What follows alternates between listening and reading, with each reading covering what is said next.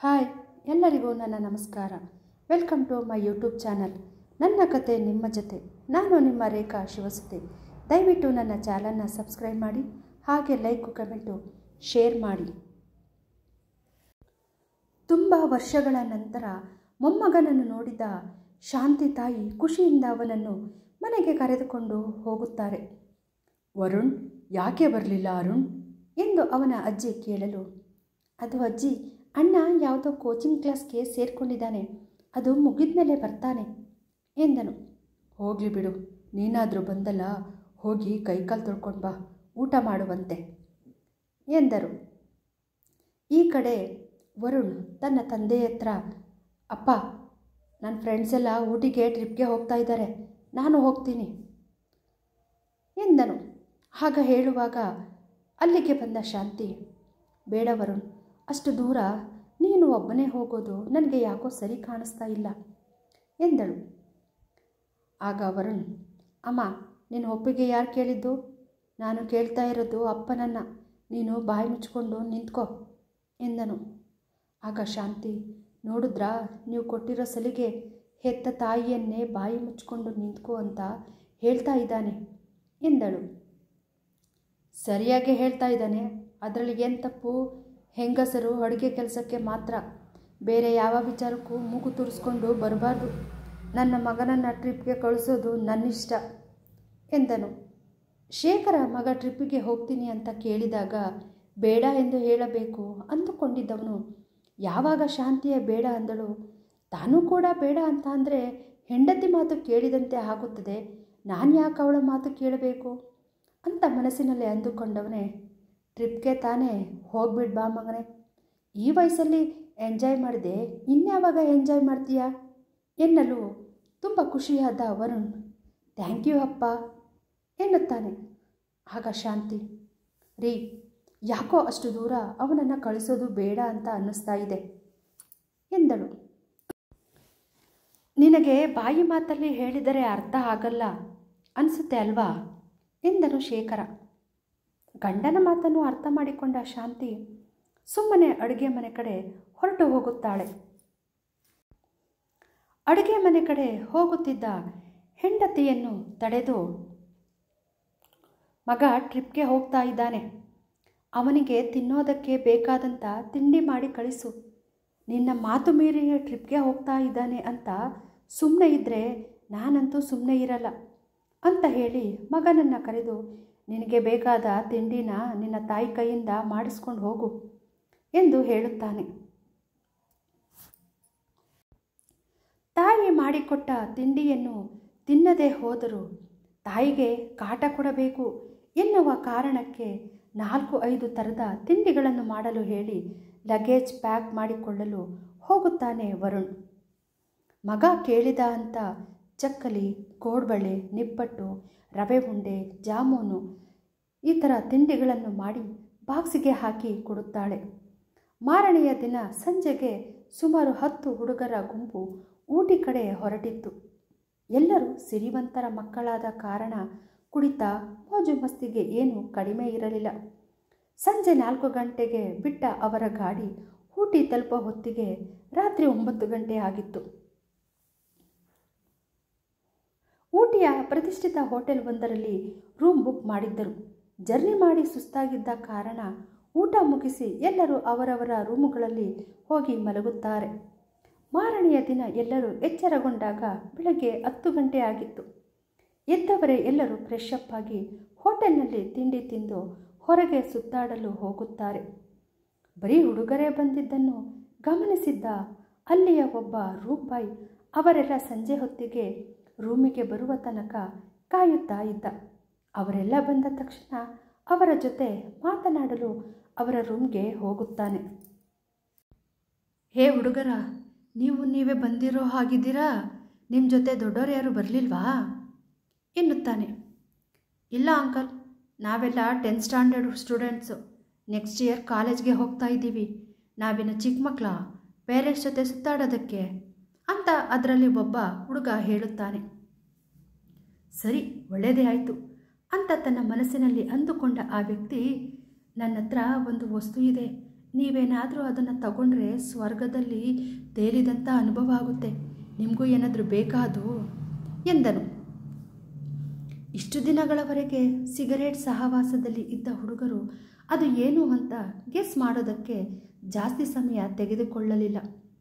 ಅದು ಏನು ಅನ್ನೋದು ಅಂತ ನಮಗೆ ಗೊತ್ತು ಎನ್ನುತ್ತಾನೆ ಮತ್ತೊಬ್ಬ ಹುಡುಗ. ಗೊತ್ತಾ? ಹಾಗಿದ್ರೆ ಬೇಗ ಬೇಡವಾ? ಹುಡುಗರಲ್ಲಿ ಗುಸುಗುಸು ಶುರುವಾಗಿತ್ತು. ಒಬ್ಬ, ಲೋ ಅದೆಲ್ಲ ಬೇಡ ಕಣ್ರು, ಈ ವಿಚಾರ ಏನಾದರೂ ನಮ್ಮ ತಂದೆ ತಾಯಿಗಳಿಗೆ ಗೊತ್ತಾದರೆ ಅಷ್ಟೇ ನಮ್ಮ ಕತೆ. ಆಮೇಲೆ ನಾವು ಕೇಳಿದಾಗ ಎಲ್ಲೂ ಹೊರಗಡೆ ಕಳಿಸೋದೇ ಇಲ್ಲ ಎಂದನು. ಆಗ ಇನ್ನೊಬ್ಬ, ಆ ಥರ ಏನೂ ಆಗಲ್ಲ ಕಣೋ, ಅದು ಇಲ್ಲಿ ಮಾತ್ರ ತಗೊಳ್ಳೋದು ಅಲ್ವಾ, ನಮ್ಮ ಪೇರೆಂಟ್ಸ್ಗೆ ಹೇಗೆ ಗೊತ್ತಾಗುತ್ತೆ ಹೇಳು? ಊರಿಗೆ ಹೋದ್ಮೇಲೆ ಈ ವಿಚಾರ ಗೊತ್ತಾಗದೇ ಇರೋ ಥರ ಮೇಂಟೈನ್ ಮಾಡಿದ್ರೆ ಆಯಿತು. ಹೀಗೆ ಒಬ್ಬರಿಗೊಬ್ಬರು ಡಿಸ್ಕಸ್ ಶುರು ಮಾಡಿದ ನಂತರ ತಂದುಕೊಡಲು ಹೇಳುತ್ತಾರೆ. ಆಗ ಆ ವ್ಯಕ್ತಿ, ಬಾಯಿ ಮಾತಿಗೆ ತಂದು ಕೊಟ್ಬಿಡಿ ಅಂದರೆ ಆಯ್ತಾ, ಅದಕ್ಕೆ ದುಡ್ಡು ಆಗುತ್ತೆ ಎಂದನು. ಎಷ್ಟು ಅಂಕಲ್ ಎಂದು ವರುಣ್ ಕೇಳಲು, ಒಂದು ಪ್ಯಾಕೆಟ್ಗೆ 1000 ರೂಪಾಯಿ ಎನ್ನಲು. ಏನು, ಒಂದು ಪ್ಯಾಕೆಟ್ಗೆ 1000 ರೂಪಾಯಿನಾ? ಅದು 1000ಗೆಲ್ಲ ಸಿಗಲ್ಲ, ಅದು ಒಂದು ಪ್ಯಾಕೆಟ್ಗೆ 3000-4000 ಆಗುತ್ತೆ. ನಾನು ಏನೋ ಚಿಕ್ಕ ಹುಡುಗರು ಅಂತ ಕಡಿಮೆ ಬೆಲೆಗೆ ಹೇಳಿದ್ದೀನಿ ಅಷ್ಟೇ. ಇಷ್ಟ ಇದ್ದರೆ ತಗೊಳ್ಳಿ, ಇಲ್ಲ ಅಂದರೆ ಬಿಡಿ ಎಂದು ಹೇಳಿ ಎದ್ದು ಹೋಗಲು ನೋಡುತ್ತಾನೆ. ತಕ್ಷಣ ಅವನನ್ನು ತಡೆದ ವರುಣ್ ತನ್ನ ಸ್ನೇಹಿತರ ಹತ್ತಿರ ಜೊತೆ ಡಿಸ್ಕಸ್ ಮಾಡಿ ಇಬ್ಬರಿಂದ ಒಂದು ಪ್ಯಾಕೆಟ್ನಂತೆ 5 ಪ್ಯಾಕೆಟ್ಗಳ ದುಡ್ಡನ್ನು ತಂದು ಕೊಡಲು 5,000 ರೂಪಾಯಿನ ಅವನ ಕೈಗೆ ಕೊಡುತ್ತಾನೆ. ತನ್ನ ಜೇಬಿನಲ್ಲಿ ಇಟ್ಟುಕೊಂಡಿದ್ದ ಪ್ಯಾಕೆಟ್ಗಳಲ್ಲಿ 5 ಪ್ಯಾಕೆಟ್ಗಳನ್ನು ಕೊಟ್ಟು ಹೊರಟು ಹೋಗುತ್ತಾನೆ. ಪ್ಯಾಕೆಟ್ ಸಿಕ್ಕಿದ್ದೇ ತಡ ರೂಮ್ ಬಾಗಿಲು ಹಾಕಿಕೊಂಡು ಬಂದು ಪ್ಯಾಕೆಟ್ ಓಪನ್ ಮಾಡಿ ಇನ್ನೇನು ಅದನ್ನು ಯೂಸ್ ಮಾಡಬೇಕು ಎನ್ನುವ ಸಮಯಕ್ಕೆ ಯಾರೋ ರೂಮ್ ಬಾಗಿಲನ್ನು ಜೋರಾಗಿ ಬಡಿಯುತ್ತಾರೆ. ಭಯಗೊಂಡ ಹುಡುಗರೆಲ್ಲ ತಮ್ಮ ಹತ್ತಿರ ಇದ್ದ ಪ್ಯಾಕೆಟ್ಗಳನ್ನು ಹಾಸಿಗೆ ಕೆಳಗಡೆ ಹಾಕಿ ಹೋಗಿ ರೂಮ್ ಬಾಗಿಲನ್ನು ತೆಗೆಯುತ್ತಾರೆ. ಅಲ್ಲಿ ತಮಗೆ ಪ್ಯಾಕೆಟ್ ಕೊಟ್ಟ ವ್ಯಕ್ತಿ ಇರೋದನ್ನು ನೋಡಿ, ಅಯ್ಯೋ ನೀವಾ ಅಂಕಲ್, ನಾವು ಯಾರೋ ಬಂದರು ಅಂತ ತುಂಬ ಭಯಪಟ್ಬಿಟ್ವಿ ಎನ್ನುತ್ತಾನೆ. ಏನೋ ಹೆದರ್ಕೋಬೇಡಿ ಹುಡುಗರ, ಇಲ್ಲಿಗೆ ಯಾರೂ ಬರೋದಿಲ್ಲ. ಇಲ್ಲಿಗೆ ನಾನ್ಯಾಕೆ ಬಂದೆ ಅಂತ ಅಂದರೆ, ಪುನಃ ನಿಮಗೆ ಏನಾದರೂ ಇವು ಬೇಕು ಅಂತ ಅನಿಸಿದರೆ ಈ ನಂಬರ್ಗೆ ಫೋನ್ ಮಾಡಿ ಅಂತ ಹೇಳಿ ಒಂದು ಚೀಟಿಯಲ್ಲಿ ತನ್ನ ನಂಬರ್ ಬರೆದು ಅವರ ಕೈಗೆ ಕೊಟ್ಟು ಅಲ್ಲಿಂದ ಹೋಗುತ್ತಾನೆ. ಪುನಃ ವಾಪಸ್ ಬಂದ ಹುಡುಗರು ಅವನು ಕೊಟ್ಟಿದ್ದ ಪ್ಯಾಕೆಟ್ ಓಪನ್ ಮಾಡಿ ತಮ್ಮ ಕೈ ಮೇಲೆ ಹಾಕಿಕೊಂಡು ಅದರ ಸ್ಮೆಲ್ ಮಾಡುತ್ತಾರೆ. ಅದರ ಸ್ಮೆಲ್ಲಿಗೆ ಮತ್ತು ಬಂದು ಎಲ್ಲೋ ತೇಲಿದ ರೀತಿ ಆಗುತ್ತದೆ. ಆಗ ಒಬ್ಬ ಹುಡುಗ, ಎಂಜಾಯ್ ಮಾಡೋಕ್ಕೆ ಎಲ್ಲೋ ಹೋಗೋದೇ ಬೇಕಾಗಿಲ್ಲ, ಈ ಪುಡಿನ ಹೀಗೆ ಸ್ಮೆಲ್ ಮಾಡ್ತಾ ಹೀಗೆ ಇದ್ಬಿಟ್ರೆ ಸಾಕು ಅಂತ ಅನ್ನಿಸ್ತಾ ಇದೆ ಎನ್ನುತ್ತಾನೆ. ಆಗ ಮತ್ತೊಬ್ಬ ಹುಡುಗ, ಹೌದು ಕಣೋ ವಿಕ್ಕಿ, ನೀನು ಹೇಳ್ತಾ ಇರೋದು ಕರೆಕ್ಟು ಅಂತ ಹೇಳಿ ಆ ಪುಡಿಯನ್ನು ಬಾಯಿಗೆ ಕೂಡ ಹಾಕಿಕೊಳ್ಳುತ್ತಾರೆ. ಹೋಟೆಲ್ಗೆ ಬಂದಾಗ ಸಪರೇಟ್ ರೂಮ್ ಬೇಕು ಅಂತ ಸಪರೇಟಾಗಿ ಇದ್ದ ಹುಡುಗರೆಲ್ಲ ಡ್ರಗ್ಸ್ ಸಿಕ್ಕಿದ್ದೇ ತಡ ಅದನ್ನು ಸೇವಿಸಿ ಒಬ್ಬರ ಮೇಲೆ ಒಬ್ಬರು ಒಂದೇ ಬೆಡ್ ಮೇಲೆ ಮಲಗುತ್ತಾರೆ. ಸಂಜೆ 6 ಗಂಟೆಗೆ ಮತ್ತು ಬಂದು ಮಲಗಿದ್ದ ಅವರೆಲ್ಲ ರಾತ್ರಿ ಊಟವನ್ನು ಮಾಡದೆ ಬೆಳಗ್ಗೆ 10 ಗಂಟೆಯಾದರೂ ಎಚ್ಚರ ಆಗಿರಲೇ ಇಲ್ಲ. ಮತ್ತೆ ಅದೇ ವ್ಯಕ್ತಿ ಬಂದು ಬಾಗಿಲು ಬಡಿದಾಗಲೇ ಎಲ್ಲರೂ ಎಚ್ಚರಗೊಂಡಿದ್ದು. ಈ ಕಡೆ ಅರುಣ ಅಜ್ಜಿ ತಾತನ ಪ್ರೀತಿಯಲ್ಲಿ ಮುಳುಗಿರುತ್ತಾನೆ. ಅಪರೂಪಕ್ಕೆ ಬಂದ ಮೊಮ್ಮಗನಿಗೆ ಅವನು ಇಷ್ಟಪಟ್ಟ ಎಲ್ಲ ತಿಂಡಿಗಳನ್ನು ಮಾಡಿಕೊಡುತ್ತಾ ಇರುತ್ತಾರೆ. ಅವನ ಜೊತೆ ಆಟವಾಡಲು ಅವನ ಮಾವನ ಮಕ್ಕಳಾದ ಅವನಿ ಮತ್ತು ಆಕಾಶ್ ಅವನ ಜೊತೆಗೆ ಇರುತ್ತಾರೆ. 3 ಜನ ಮಕ್ಕಳು ಸೇರಿ ಹೊಲ ಮನೆ ಅಂತ ತಿರುಗುತ್ತಾ ಇರುತ್ತಾರೆ. ಆಕಾಶ್ ಅರುಣ್ಗಿಂತ 1 ವರ್ಷ ದೊಡ್ಡವನು. ಅವನಿಗೆ 3 ವರ್ಷ ಚಿಕ್ಕವಳು.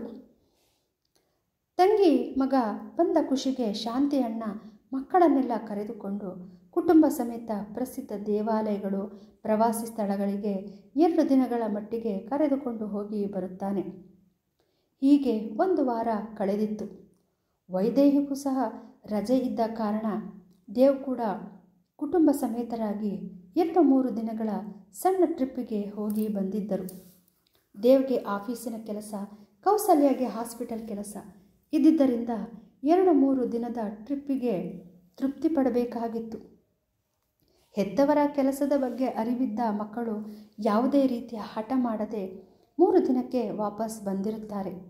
ರಜದಿನಗಳನ್ನು ವ್ಯರ್ಥ ಮಾಡಲು ಇಷ್ಟ ಇಲ್ಲದೆ ವೈದೇಹಿ ತನ್ನ ನೆಚ್ಚಿನ ಭರತನಾಟ್ಯ ಕ್ಲಾಸ್ಗೆ ಸೇರುತ್ತಾಳೆ. ಆದರೆ ವಿಹಾಂಗ್ ಮಾತ್ರ ತನ್ನ IPS ಕನಸು ನನಸು ಮಾಡಿಕೊಳ್ಳಲು ಇವಾಗಿನಿಂದಲೇ ಅದರ ತಯಾರಿಯಲ್ಲಿ ನಿರತನಾಗಿದ್ದ. ಜಿಮ್ಗೆ ಹೋಗಿ ತನ್ನ ದೇಹ ದಂಡಿಸೋದು, ಹಾಗೆ ಎಕ್ಸಾಮ್ಗೆ ಸಂಬಂಧಪಟ್ಟ ಪುಸ್ತಕಗಳನ್ನು ಓದೋದು ಇವನ ನಿತ್ಯದ ಕೆಲಸವಾಗಿತ್ತು. ತಂದೆ ತಾಯಿ ಇಬ್ಬರು ಮಕ್ಕಳ ಕನಸಿಗೆ ಬೆನ್ನೆಲುಬಾಗಿ ಪ್ರೋತ್ಸಾಹ ನೀಡುತ್ತಿದ್ದರು. ಇತ್ತ ಊಟಿಯಲ್ಲಿ ಇನ್ನು ಮಲಗಿದ್ದ ಹುಡುಗರನ್ನು ನೋಡಿದ ಆ ವ್ಯಕ್ತಿ, ಏನ್ರೋ ಹುಡುಗರ 10 ಗಂಟೆ ಆದರೂ ಇನ್ನೂ ಮಲಗೇ ಇದ್ದೀರಾ ಎನ್ನಲು, ಅದು ನೆನ್ನೆ ನೀವು ಕೊಟ್ಟ ಪುಡಿ ಸ್ಮೆಲ್ ಮಾಡಿದ ಮೇಲೆ ಒಂದು ರೀತಿ ಸ್ವರ್ಗದಲ್ಲಿ ತೇಲಿದಂತೆ ಆಯಿತು ಅಂಕಲ್. ರಾತ್ರಿ ಊಟ ಕೂಡ ಮಾಡೋದಕ್ಕೆ ಎಚ್ಚರ ಆಗಲೇ ಇಲ್ಲ ಎಂದನು. ಅಂದರೆ ರಾತ್ರಿ ಪೂರ್ತಿ ಫುಲ್ ಮತ್ತಲೇ ಇದ್ರಿ ಎಂದನು. ಹೌದು ಅಂಕಲ್, ಆ ಪುಡಿ ಇವತ್ತು ಬೇಕು ಅಂತ ಅನ್ನಿಸ್ತಾ ಇದೆ. ಪ್ಲೀಸ್ ಇವತ್ತು ತಂದು ಕೊಡ್ತೀರಾ ಎಂದು ಒಬ್ಬ ಕೇಳಲು, ಅದಕ್ಕೇನಂತೆ ತಂದು ಕೊಡ್ತೀನಿ, ನೀವು ದುಡ್ಡು ಕೊಡಿ, ನಾನು ಮಾಲ್ ತರ್ತೀನಿ ಎನ್ನುತ್ತಾನೆ. ಮತ್ತೆ ನೆನ್ನೆ ಥರನೇ 5,000 ಕೊಡುತ್ತಾರೆ. ದುಡ್ಡು ಪಡೆದುಕೊಂಡು ಇವಾಗ ಎಲ್ಲರೂ ಎದ್ದು ರೆಡಿಯಾಗಿ ತಿಂಡಿ ತಿನ್ನಿ, ಹಾಗೆ ಹೊರಗಡೆ ಹೋಗಿ ಸುತ್ತಾಡಿ ಬರೋ ಅಷ್ಟರಲ್ಲಿ ನಾನು ತಂದು ಕೊಡ್ತೀನಿ ಎನ್ನುತ್ತಾನೆ. ಆಗ ಒಬ್ಬ ಹುಡುಗ, ಯಾಕೋ ಹೊರಗಡೆ ಹೋಗೋದಕ್ಕೆ ಇಂಟ್ರೆಸ್ಟೇ ಇಲ್ಲ ಅಂಕಲ್, ಆ ಪುಡಿ ತಂದು ಕೊಡಿ, ಅದನ್ನ ತಿಂತ ಇಲ್ಲೇ ಇದ್ಬಿಡ್ತೀವಿ ಎಂದನು. ಆಗ ಆ ವ್ಯಕ್ತಿ, ಅದೇನು ನೀವು ಹಾರ್ಲಿಕ್ಸ್ ಪೌಡರ್ ಅಂತ ಅಂದ್ಕೊಂಡ್ರ, ನಿಮಗೆ ಇಷ್ಟ ಬಂದಾಗ ಹಾಲಿಗೆ ಹಾಕ್ಕೊಂಡು ಕುಡಿಯೋದಕ್ಕೆ, ಅದು ಡ್ರಗ್ಸ್ ಅಂತ ಮೆತ್ತಗೆ ಹೇಳುತ್ತಾನೆ. ಅದನ್ನು ದಿನದ 3 ಹೊತ್ತು ತಗೊಂಡ್ರೆ ಬೇಗ ಶಿವನ ಪಾದ ಸೇರ್ಕೊಬಿಡ್ತೀರಾ ಅಷ್ಟೇ. ಅದಕ್ಕೆ ಹೇಳ್ತಾ ಇದ್ದೀನಿ, ನಿನ್ನೆ ತಂದು ಕೊಟ್ಟ ಸಮಯಕ್ಕೆ ಸರಿಯಾಗಿ ತಂದು ಕೊಡ್ತೀನಿ ಎನ್ನುತ್ತಾನೆ ಆ ವ್ಯಕ್ತಿ. ಆಯಿತು ಅಂತ ಒಪ್ಪಿಗೆ ಕೊಟ್ಟ ಹುಡುಗರು ಫ್ರೆಶ್ ಆಗಲು ತಮ್ಮ ತಮ್ಮ ರೂಮ್ಗಳಿಗೆ ಹೋಗುತ್ತಾರೆ. ಎಲ್ಲರೂ ತಿಂಡಿ ತಿಂದು ಮತ್ತೆ ಸುತ್ತಾಡಲು ಹೋಗುತ್ತಾರೆ. ಆ ವ್ಯಕ್ತಿ ಹೇಳಿದಂತೆ ಸಂಜೆ 5 ಗಂಟೆ ಅಷ್ಟರಲ್ಲಿ ಅವನಿಗಾಗಿ ಕಾಯುತ್ತಾ ಕುಳಿತಿರುತ್ತಾರೆ. ಬಂದ ಆ ವ್ಯಕ್ತಿ ಮಾಲನ್ನು ಕೊಟ್ಟು ಹೊರಟು ಹೋಗುತ್ತಾನೆ. ಇದೇ ರೀತಿ ಪ್ರತಿದಿನ ನಡೆದಿತ್ತು. ಅವರು ತಂದಿದ್ದ ದುಡ್ಡೆಲ್ಲ ಖಾಲಿಯಾಗಿತ್ತು. ಮಾರನೆಯ ದಿನ ಬಂದ ಆ ವ್ಯಕ್ತಿಗೆ ತಮ್ಮ ಬಳಿ ದುಡ್ಡು ಇಲ್ಲ ಎಂದು ಹೇಳುತ್ತಾರೆ. ಆಗ ಆ ವ್ಯಕ್ತಿ, ದುಡ್ಡಿಲ್ಲ ಅಂದರೆ ಏನು, ಕತ್ತಲಿ ಚೈನ್ ಇದೆಯಲ್ಲ ಅದನ್ನು ಕೊಡಿ ಎನ್ನುತ್ತಾನೆ. ಈಗಾಗಲೇ ಡ್ರಗ್ಸ್ ದಾಸರಾಗಿದ್ದವರು ಅವನು ಕೇಳುತ್ತಿದ್ದಂತೆ ಒಬ್ಬ ಹುಡುಗ ತನ್ನ ಕತ್ತಿನಲ್ಲಿದ್ದ ಚಿನ್ನದ ಸರವನ್ನು ಬಿಚ್ಚಿ ಆ ವ್ಯಕ್ತಿಯ ಕೈಗೆ ಕೊಡುತ್ತಾನೆ. ಚಿನ್ನದ ಸರ ಸಿಕ್ಕ ಖುಷಿಯಲ್ಲಿ 1 ಪ್ಯಾಕೆಟ್ ಎಕ್ಸ್ಟ್ರಾ ಕೊಟ್ಟು ಆ ಚಿನ್ನದ ಸರವನ್ನು ಮಾರಲು ಅಂಗಡಿಗೆ ಹೋಗುತ್ತಾನೆ. ನಾನು ತುಂಬ ತೊಂದರೆಯಲ್ಲಿ ಇದ್ದೀನಿ, ದಯವಿಟ್ಟು ಈ ಸರ ತಗೊಂಡು ನನಗೆ ದುಡ್ಡು ಕೊಡಿ ಅಂತ ಹೇಳಿ ಚಿನ್ನದ ಸರವನ್ನು ಅಂಗಡಿಯವನ ಕೈಗೆ ಕೊಡುತ್ತಾನೆ ಆ ವ್ಯಕ್ತಿ. ಅಂಗಡಿ ಮಾಲೀಕ ಸರ ಪಡೆದು ಆ ಸರ ಮತ್ತು ಆ ಸರವನ್ನು ತಂದ ವ್ಯಕ್ತಿಯನ್ನು ನೋಡುತ್ತಾನೆ. ಏನೋ ಅನುಮಾನ ಬಂದು, ನೀವು ಇಲ್ಲೇ ಕೂತಿರಿ, ದುಡ್ಡು ತರ್ತೀನಿ ಅಂತ ಹೇಳಿ ಒಳಗೆ ಹೋಗಿ ಪೊಲೀಸ್ಗೆ ಫೋನ್ ಮಾಡುತ್ತಾನೆ.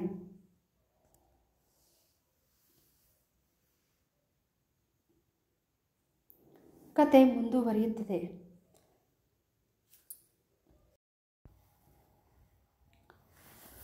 ಕಥೆಯನ್ನು ಕೇಳಿದ ನಂತರ ನಿಮ್ಮ ಅಭಿಪ್ರಾಯವನ್ನು ಕಮೆಂಟ್ ಮೂಲಕ ತಿಳಿಸಿ. ಕತೆ ನಿಮಗೆ ಇಷ್ಟವಾಗಿದ್ದರೆ ದಯವಿಟ್ಟು ನನ್ನ ಚಾನಲ್ನ ಸಬ್ಸ್ಕ್ರೈಬ್ ಮಾಡಿ, ಹಾಗೆ ಲೈಕು, ಕಮೆಂಟು, ಶೇರ್ ಮಾಡಿ. ನಿಮ್ಮ ಪ್ರೋತ್ಸಾಹದ ನಿರೀಕ್ಷೆಯಲ್ಲಿ ಧನ್ಯವಾದಗಳು.